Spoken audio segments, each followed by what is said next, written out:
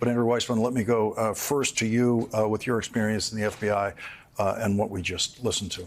Well, in many ways, it is the blueprint that was set in the Boston bombing case, where you have this outreach to the public and the dissemination of information. It was striking to me that that was essentially the purpose of the press conference, was to get that out there to the public so that anybody with information about what he looks like, his T-shirt, his cap, his shoes, his backpack, all of that is something that they're looking for leads, and that obviously is something that the public can and should do. I did want to make a reference to something that people might not know about, because there's been a lot of reporting about having found the gun.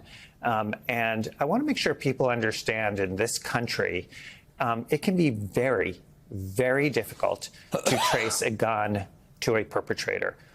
Unlike a car, where when you have a car, we can know from soup to nuts when it came off the lot and every single owner who had it. That is prohibited in this country. So you can have... For guns, it's prohibited. For guns, it is prohibited. You can figure out when the gun was manufactured, but it is very hit and miss if you can trace who has owned it. There are all sorts of loopholes. And so just having found the gun, it obviously can be useful. There can be information there. But it is not the case that there is a record in the same way that you would have for the VIN, the vehicle identification number, for a car, where you know exactly from person to person to person. So I just want to make sure people understand, because of the laws in this country, this investigation, or investigations like it, don't have necessarily the tools that you might have in other countries to do that kind of tracing. Ken Dilanian, we're continuing to run the video that was just released, which in effect was the entire purpose of this press briefing, was really just to release this video that they have been, obviously has been in their possession for quite a while. They were ready to do this apparently much earlier in the day today.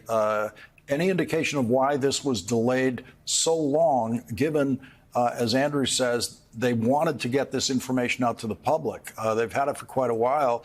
The public could have seen this many, many, many hours ago.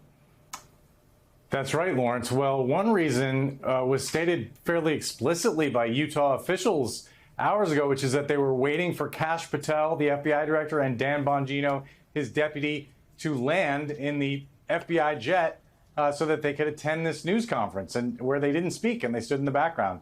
And there's also, it's a bit perplexing because they did say earlier in the day that they were going to have a briefing at around 2:45 p.m. and then they canceled that, citing rapid developments in the case, which led a lot of people to think that they were closing in on a suspect. But then you had Bo Mason, the head of the Utah Department of Public Safety, tell NBC's Morgan Chesky tonight that they have no idea. He used those words: we have no idea the identity or the location of the suspect. Don't know whether the suspect is still in the area or has fled hundreds of miles away. And you know, that's not a failure. I mean, these are difficult investigations. Andrew cited the Boston Marathon bombing. You can also think about the Luigi Mangione case. It took them 5 days to arrest Mangione, and only after help from the public, after a McDonald's worker spotted him based on a photo. And that's exactly what they're hoping for in this case. Unfortunately, the photos of his face are not terribly clear.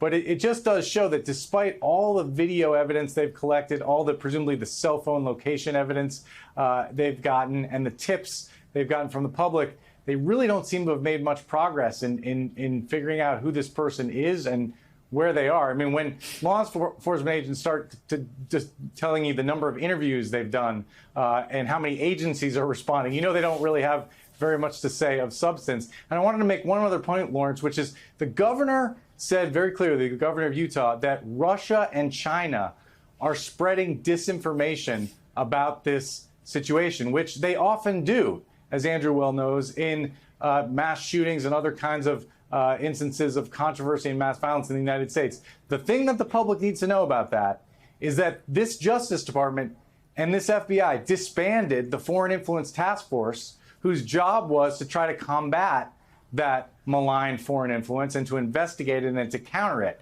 They've done away with it. They're not. The U.S. government is not doing that mission anymore. In part because Donald Trump didn't like the things they did about Russia, apparently. So it's really rather remarkable to see that governor of Utah lament the fact that our foreign adversaries are trying to exploit this situation while the FBI director is standing behind him, knowing that they have done away with the task forces that whose job was to attack that problem. Joined now by Jim Kavanaugh, former ATF special agent in charge. Jim, what did you learn in that press briefing? Well, I think the only thing that they told us new was the head of the troopers. He showed us the video of the killer egressing the roof, dropping down, looked like he had a rifle in a bag. Hustles across the green there and then starts walking across the road and then dumps the rifle in the wooded area. So we'd never seen that video. And then, of course, the still pictures, Lawrence, that are on the staircase, they're pretty good. But it seems to me, I can't tell from what they said. Is that from a video? If you have a video of that, release the video, because if you don't know who this guy is, you really need the help. Or if you have better still pictures of his face coming up that stairwell, get those out too. At this point, it's not going to hurt you to release more video and more stills. Just get it all out there. I think one thing we got to contend with, and the commanders need to contend with, this guy may not be local to, Orem, Utah. He could very well be a traveler who stalked Mr. Kirk, come from far, another state or something to do this. He doesn't have to be a local person. So he could very well have traveled to commit his assassination. So as far as the press conference to be delayed, I've seen this happen so many times. It's always delayed. The governor has to get there, or the mayor or a senator or somebody. And we've waited and stood for hours on end for, political leaders to get there. Now, they need to get there. I understand that. They need to be speaking because they're the leadership. But sometimes that's just the reason that those pressers are delayed. And I think it's often better to just let the police have their press conference and put out their information, and then the political leadership can have theirs. But I'd say this was delayed because of probably the director of the FBI not being there, and getting there. And he didn't speak, so I don't really know why they delayed it. They missed an opportunity, I think, to emphasize the $100,000 reward more, especially because they don't have a clue who this person is, and the person may be a traveler. So you want to reach the widest audience you can. You want to push that money out as best you can and get those photographs and videos out as much as you can. This is your opportunity while the nation is paying attention. Lawrence? Jim, the governor did say, quote, a lot of forensic evidence is being processed. Based on what we know now, the limited information we know now, what might that evidence be? It's going to be fingerprints, DNA from the rifle, from the towel that surrounded the rifle, probably sweat DNA. It's going to be DNA from touch on the rifle. Fingerprints, there'll be large and heavy on fingerprints on the FBI lab on the cartridges that are inside the magazine of the 30-06, the unspent cartridges that the killer probably loaded, before he even wiped it down. So that's a good place to find them. So there's a lot of evidence to be found there. There's also the trace of the gun, and that may still be ongoing with ATF agents trying to run that down. The gun could have been sold retail, Lawrence, years ago, and they're trying to run it down to a purchaser. That can sometimes produce fruitful leads. There's got to be other stuff out there. There's got to be other cameras that were at the scene from citizens. I think they're missing some opportunities. Just when they showed that video, they should be saying, if this is you in the red car that's driving out right after the shooting, and you're driving out right here in this red vehicle, call us. We want to talk to you. Maybe you can tell us something. I mean, there's so many people in that video that they can, encourage to come in and tell us something. Now, maybe they've interviewed them already, but I'm just saying, reach out, enlist the support of all the citizens because they all want to be on your side. It's everybody in the police versus the assassin. And that's how you got to leverage it so you can get the information. It'll pay off. I would just close with this. they're going to catch him because there's going to be plenty of DNA, fingerprints, hair on that rifle, or they'll trace it to him, and they're going to have it. They may just need his identity. This is not a guy with a long criminal record, probably, or this is not some special operations guy. It doesn't take a lot of talent to do what he did. So they'll be able to catch him once they have the fingerprints, DNA. Then they just got to get the suspect. Once they match that, it'll be an arrest. Ken Delaney, I want to pick up a point Jim just said about it doesn't take a lot of talent to do this. NBC News reporting today, according to multiple firearms experts, said the weaponry available today would allow even a novice shooter to pull off such a hit. What have you been finding on that, Ken?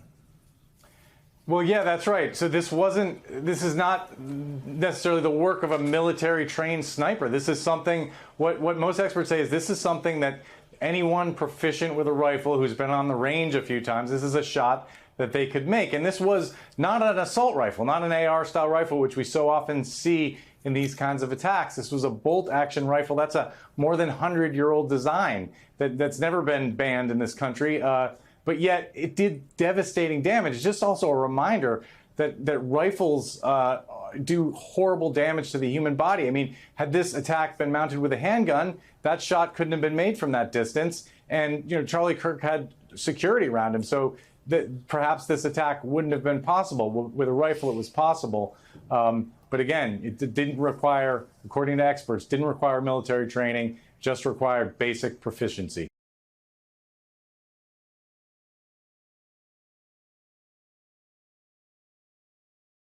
In the 24 years since the horrific September 11th attacks, first responders who answered the call are battling a range of chronic illnesses caused by the toxic exposure at disaster sites. Joining us now is Robert Jordan, a former member of the NYPD Intelligence Division who worked at Ground Zero as a first responder. Dr. Jacqueline Moline is director of Northwell's Queens World Trade Center Health Program. Thank you both for being here today. I know you worked, Robert, in the toxic dust and debris at Ground Zero. Tell us about your role on 9/11 and the status of your health today. I was an analyst at the time, and when the plane struck, my job was to collect evidence, any type of video evidence, any type of photographs. So I spent weeks down there doing that, collecting evidence. And what was the result? What was the impact on your health? Well, everything was fine. I retired in 2011. I started a new career, and in 2017, I wound up with stage 4 throat cancer. And everything changed from then on. How has it changed your life, and how are you doing today? I'm doing good. Thank you for asking. Thanks to the World Trade Center Health Program and Northwell, and what a great program that is. And Dr. Moline, thank you very much. And everybody's been great. I'm doing well. Anymore. Doctor, according to CDC data, nearly 5,000 first responders get their health care from Northwell's program. So help us understand all these years later. Walk us through your day-to-day. So on a daily basis, we see a number of patients who are coming in. Some of them are coming in for an annual exam, which is part of the program, and they get a physical exam. They tell us what's been going on in the past year with their health, and they get a number of tests, blood work. They get a chest x-ray every other year and breathing tests. And we evaluate all their health conditions, and they get cancer screening tests, which are part of the program as well. And if we identify any abnormalities, we ensure that they get the appropriate treatment and that they get it quickly and easily. Help us understand the range of health conditions that are believed to be tied to exposure of being at Ground Zero in the aftermath of 9/11. So there are a couple of different buckets. Initially, we saw people who were exposed. We had acute symptoms. They had coughing. They had developed asthma. They developed sinus problems. They developed gastroesophageal reflux disease, or GERD. And then many people developed anxiety, post-traumatic stress disorder, and depression as a result. Over the years, many of those conditions became more chronic, and we saw things like chronic obstructive pulmonary disease, or COPD. We saw some lung scarring or fibrosis. And then after about 5 or 6 years, we began to see cancers. We saw a few cancers early on, predominantly blood cancers, which occur shortly after an emergency or after an exposure. But then we began seeing more and more cancers. So now we're in a phase where we've had thousands upon thousands of cancer cases, and we're seeing them daily. We're seeing people come in with very severe cancers. And much of what we're trying to do now is ensure that many of the chronic conditions that occur over many years are being taken care of, that we recognize them as soon as possible, and we get them in the appropriate treatment. A woman who fought for the creation of the program, the creation of the World Trade Center Health Program, says this: it's alarming to see that 9/11 linked cancers have increased by a shocking 143% in the last 5 years. What does that mean for the need going forward, the need for funding, and the need to take care of the folks who put their lives on the line to do the kind of work that Robert did in the days after and sometimes weeks and months after 9/11? You know, when I was given the privilege of helping start this program in 2001 and 2002, when we first started the program, our biggest concern was what was going to happen 20, 30, 40 years down the road. We knew the acute problems that we initially saw, but we knew there was a need for a long-term program that would monitor and treat the people that were affected by 9/11, which this program has done. And I'm very proud to have been a part of it for the past 24 years. And we need to keep taking care of our folks. We need to keep ensuring that they get the timely care, that they get it seamlessly. They have amazing case managers who ensure that they get the care they need. And we need to make sure that we have people that are trained to recognize these illnesses and understand how to get them in the best care. Robert, the 9/11 Responder and Survivor Funding Act is currently stalled in Congress. I want people to have a sense of what it was really like. And one first responder told us this: we slept in it, we ate in it, we bled in it, we didn't leave it. We were in that zone for almost 9 months. I know you are not alone. I know you know a lot of people who spent a lot of time there. Help people understand not just what it was like then, but what it's like now as people continue to deal with these health issues. Life-threatening, many of them. I always say that I thought this would be over by now, and it's actually getting a little worse. I mean, I speak to a handful of first responders every month, even till today. And I'm just amazed that people are still getting sick and still suffering. I thought 24 years later, you know, we'd pretty much be done with this, but I was wrong. So what is your message to people who control some purse strings and may make the difference between people getting treatment and not? I mean, I just think that the first responders and the police officers and the firefighters and the people that live down there, you know, around Ground Zero, they need this. They need the program. They need to be identified. They need all these people that are just working like Dr. Moline, you know, in taking care of it. But the city needs this. Well, on this 9/11, it is important for us to remember the sacrifice of the people who went down there and stayed down there, and those of you who continue to fight the good fight 24 years later. Thank you both for being on the program. We really do appreciate it. Thank you for having me. For all the calls to release the Epstein docs, a whole new tranche just came out today, and it's not the ones people were expecting. Bloomberg got 18,000 leaked emails. These have never been public before, from Epstein's personal email account. He was using Yahoo. And it sheds new light on his predatory tactics. It also continues to reinforce what the DOJ, under Ms. Comey, the now fired prosecutor, showed in her prosecution of Ghislaine Maxwell, that she was a big part of this criminal enterprise, not, as she said in her interview, some sort of hanger-on as people did consensual things.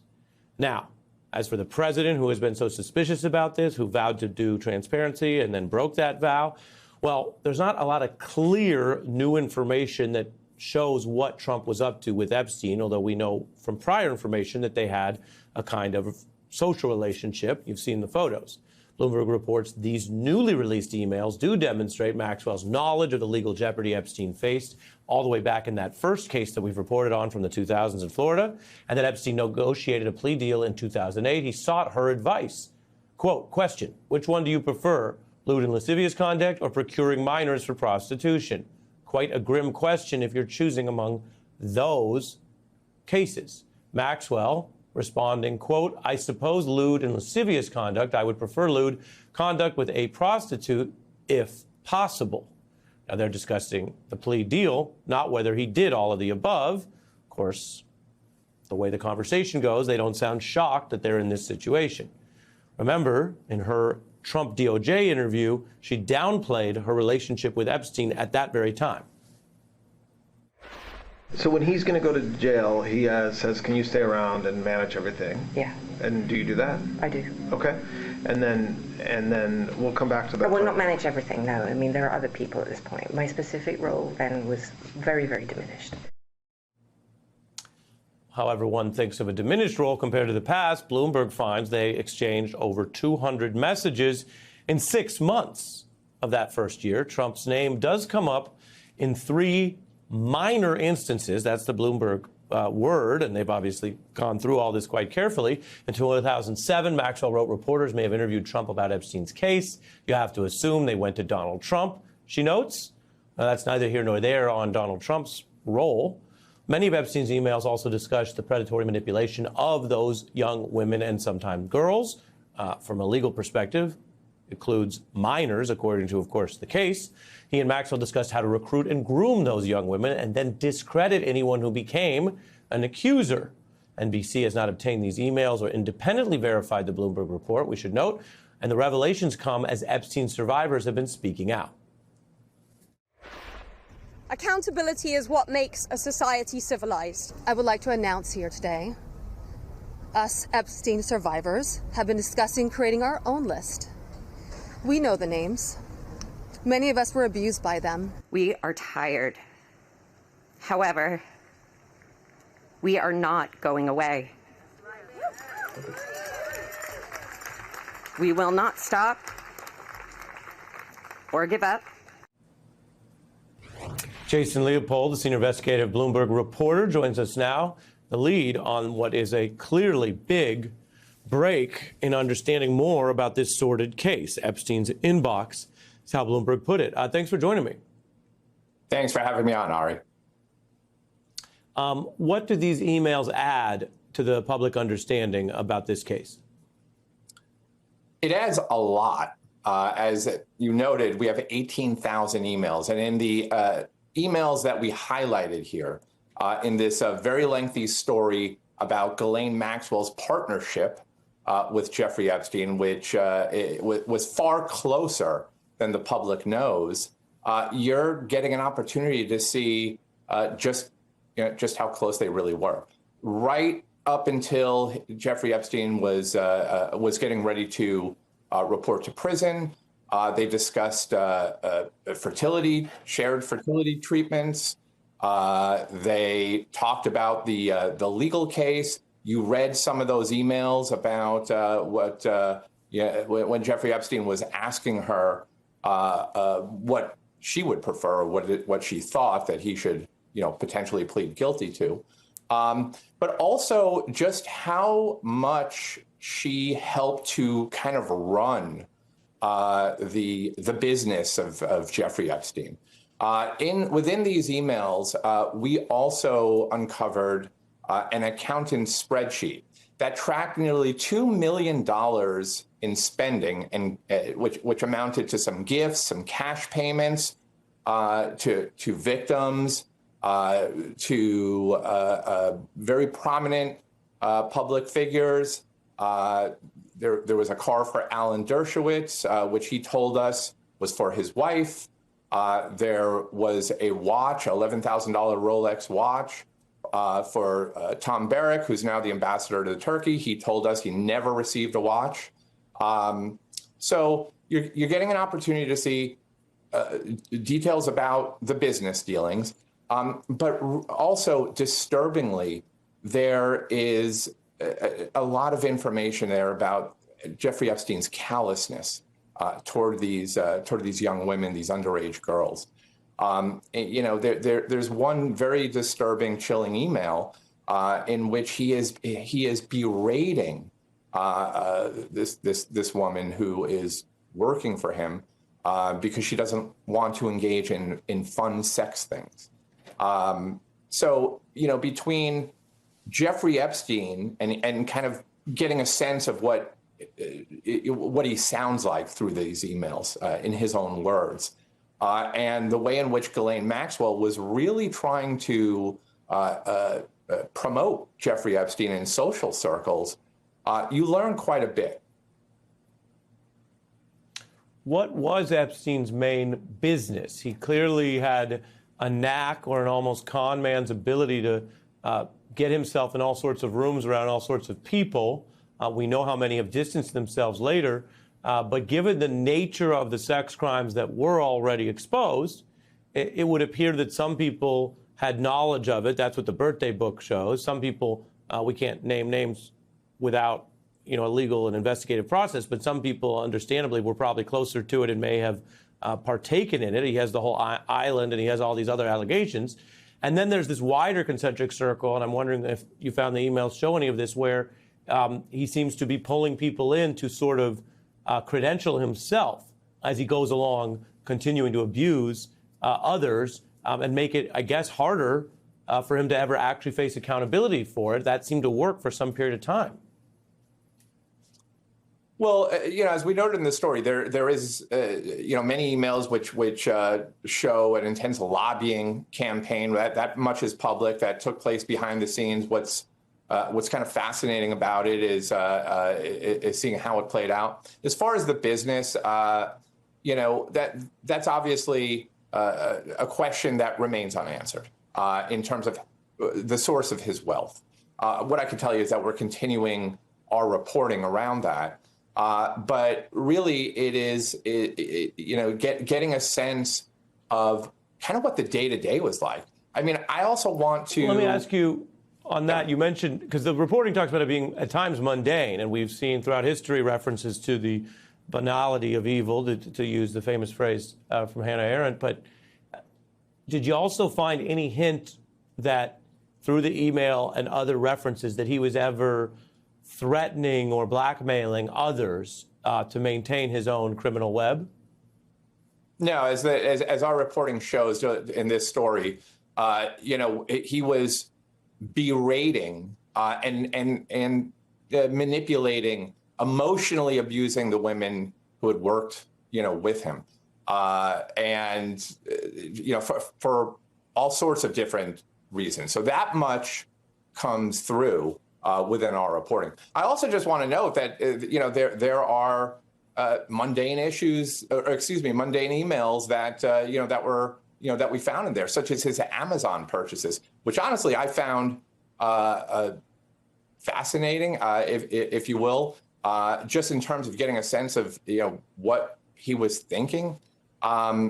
There's purchases for Nabisco Nilla wafers. There are purchases for an FBI agent's costume, a prostate massager.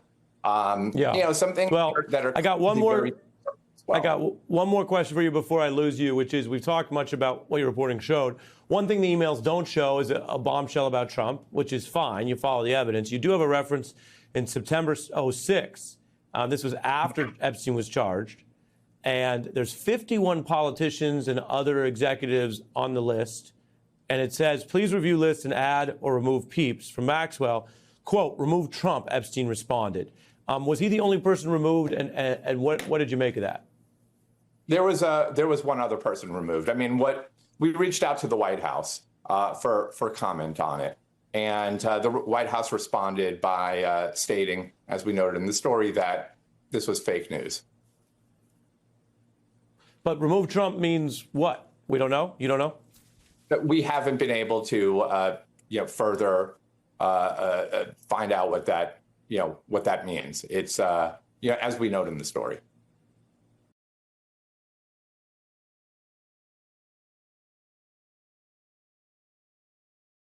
And a day when the government agency most completely in the news is the FBI, we want to bring you this important story. 3 longtime, decorated, highly respected former FBI employees have filed a lawsuit against the FBI and Justice Department and their current leaders, including FBI Director Kash Patel. That lawsuit alleges that Patel knowingly broke the law when he fired senior FBI executives at the behest of the Trump White House. The 69-page complaint says that the plaintiffs were the target of, quote, politically motivated retribution and are seeking to, quote, vindicate their constitutional and legal rights. One of the plaintiffs is Brian Driscoll. He is a career FBI employee. Donald Trump appointed him to the role of acting FBI director at the start of his second term, while Kash Patel was awaiting Senate confirmation. Driscoll was fired by Donald Trump on August 7th, reportedly for refusing to fire agents who'd been assigned to the investigations into the January 6th attack on the United States Capitol. The plaintiffs are described in the lawsuit like this, quote, Brian J. Driscoll Jr., Stephen J. Jensen, and Spencer L. Evans served this country with distinction and courage as special agents and senior officials at the Federal Bureau of Investigation. Over the course of their remarkable careers, they prevented terrorist attacks. They rescued American hostages. They saved children from predators, and they disabled violent street gangs. That is who they are. According to the lawsuit, the incoming FBI director, Kash Patel, quote, stated that his own job depended on the removal of the agents who worked on the cases against the president, regardless of whether the agents chose to work on those cases or not. The suit argues that Kash Patel's actions are a violation of the federal law and of the United States Constitution, saying this, quote, Patel not only acted unlawfully, but deliberately chose to prioritize politicizing the FBI over protecting the American people. His decision to do so degraded the country's national security by firing 3 of the FBI's most experienced operational leaders, each of them experts in preventing terrorist attacks and reducing violent crimes. Joining our coverage, MSNBC senior investigative correspondent Kara Lenig. Kara Lenig, that's the first time I've had the pleasure of introducing you that way. Let me first say welcome and thank you for saying yes. And let me ask you about this really serious reporting you have on what is the most serious kind of story we cover around here. And that is a lawsuit alleging a political purge atop the FBI. Well, Nicole, first off, thank you for the warm welcome, which I've received so many places. And thank you for the energy and emphasis you put on this subject and have, whether it's when I was a Washington Post reporter or now that I'm a member of your team. This is, to me, a pretty stunning, striking legal complaint. 69 pages, as you mentioned. But it is the first time there are inside accounts from the top layers of FBI headquarters, these 3 extremely senior career agents, one of them the former acting director, who give voice in their legal complaint to private conversations that they had with Kash Patel, Deputy Director Dan Bongino, and the efforts that they made to sort of stand in the way of a mass purge of FBI agents. And the payback that they received for that was for they themselves to be fired later. The striking thing, Nicole, that comes from this account is several episodes in which Kash Patel and Dan Bongino are described as kind of junior amateurs who don't really know how the FBI works, but are under and admit knowingly that they are under pressure from the White House and from Trump's MAGA supporters online to fire specific agents. In one instance, Acting Director Brian Driscoll refuses to turn over the names of rosters of January 6 investigators because he knows that they are being considered for mass firing without justification. Kash Patel would later testify before the Senate in sworn testimony that he would never, ever use politics as a justification for firing anyone, and he would never mistreat or abuse any FBI agents. But in fact, he then, in private conversations, according to the legal complaint, then admits that he has to fire these individuals who investigated Donald Trump because, quote unquote, they tried to put him in prison, and he has not forgotten. Carol, let me play some of what you just described because it's part of the lawsuit. This is where the agents who filed the suit are making the point you just made, that either he's lying, that he's lying under oath when he says this. Watch. You've committed that the FBI will not be politicized. So here's your first test. Will you commit that you will not tolerate the firing of the FBI agents who worked with the special counsel's office on these investigations? Senator, I appreciate the time to visit with you. It is a yes or no answer, and it is your first test. Senator, every FBI employee will be held to the absolute same standard, and no one will be terminated for case assignments. And I'm not. So one of the earliest claims in the lawsuit is that that was a lie. And one of the things that is in here is we've heard a lot about loyalty tests. We've heard about threats of polygraphs, but I want to read because I think this is the first time we've actually had the entire text of the loyalty test. I want to read this from your reporting and from the lawsuit. These were the questions asked of Officer, well, I guess Acting Director Brian Driscoll. 1, how would you define the most significant threats to the United States? Answers: cyber, terrorist, counterintelligence threats posed by China, Russia, Iran, North Korea, ISIS, Syria, and all their affiliates, porous borders, fentanyl, transnational gangs, cartels. Question 2, what are your thoughts on the structure of the FBI? Response 2, in order to constantly improve, any organization needs to evolve, and the FBI is no exception.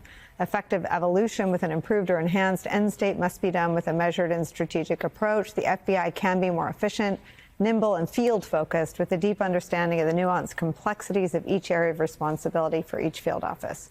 Question 3, who did you vote for? Response 3.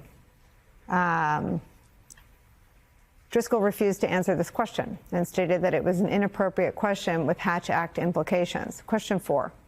Do you agree that the FBI agents who stormed Mar-a-Lago, to include the rank and file, should be held accountable? Response 4. No. FBI personnel were doing their job in furtherance of court orders, legal warrants, and a properly predicated investigation. Question 5. What are your thoughts on diversity, equity, and inclusion? Response 5. Driscoll mentions that members of his own family were first-generation citizens and that he strongly believes in diversity and a diverse workforce that represents the people the FBI serves. He noted that he does not believe in promoting people for the sole reason of diversity and did not support diluting standards for the sake of diversity alone. Question 6. When did you start supporting President Trump? Response 6. Driscoll refuses to answer this question.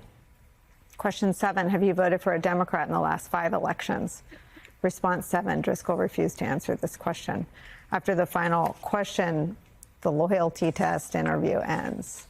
I don't know that I've, I don't know, 10 years of covering the Trump story, I don't know that that's ever been revealed as the actual ambition of a loyalty test atop the FBI. It's stunning to read. I agree. And it was surprising to learn that Driscoll, the acting director, was asked for his voting history because the whole point, Nicole, as you know, and as now many of your viewers and our viewers know, the whole structure of the FBI and the directorship, a director is supposed to serve for 10 years. It was structured precisely to keep this premier law enforcement agency and its sort of amazing powers apolitical, independent of the White House, independent of the president. A director was supposed to be in this job for 10 years and not be chosen based on who the president was in every single 4-year change of administration. But as you know, Donald Trump vowed that he was going to fire Chris Wray, then FBI director, as soon as he got in office. And Chris Wray, rather than wait for Donald Trump to fire him, decided to leave office and retire and resign about a day before the inauguration. But the result was that the acting director had to face these questions. Are you going to be loyal to Donald Trump? And also, it's not insignificant that he was asked whether or not people who stormed Mar-a-Lago, emphasis on stormed, should be held accountable. This was a search that was approved by a federal judge, had factual predicate, and ultimately found reams of classified documents that should have been carefully under lock and key of the U.S. government. They were government property, and they should not have been in the home residence of a former president. So there was nothing inappropriate about this search. There can be people who dispute or debate whether or not it was the best way to look for these records, but there was nothing inappropriate about it legally.